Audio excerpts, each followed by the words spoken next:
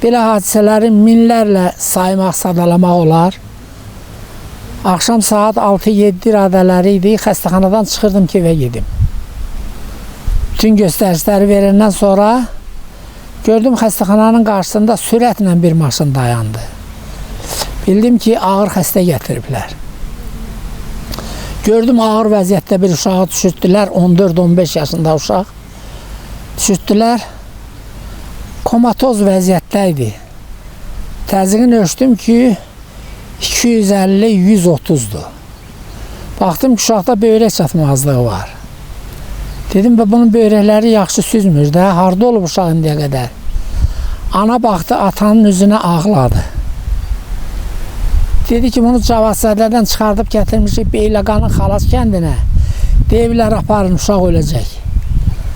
Gətirmişik Xalas kəndinə. Orada dedilər ki, bunu aparın Kəlbəcərin isti suyuna.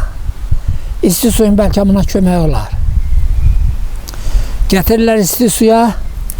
İsti suda da sidiyə getmək zad olmur.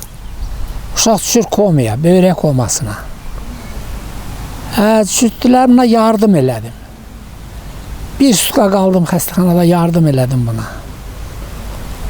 Uşaqda irəliləyiş hiss elədim və uşaqda vərəmin simptoma kompleksini müşahidə elədim. Fikirləşdim ki, burada böyrək vərəmi ola bilər. Vərəm xəstəliklərində müalicə belədir ki, vərəmə aparılan müalicələr böyrəyə çox mənfi təsir eləyir. Fikirləşdim ki, onu da bunun axır nəfəsidir. Burada risk eləmək lazımdır. Buna böyrək vərəminə müalicə başladım. 2 gündən sonra uşağın böyrəyindən sidik nətər açıldısa, aramsız 2 litr, 3 litrlə dəfiyə sidiyə getdi uşaq. Böyrəklər açıldı, başladı fəaliyyətə. O uşaq bu saatda yaşayır, Beyləqanın Xalas kəndində, böyük oğlandır, ev ailə sahibidir. Çox böyük minnətdarlıqla bu günə qədər bizi yad eləyirlər, yanımıza gəlirlər, hörmət eləməyə çalışırlar.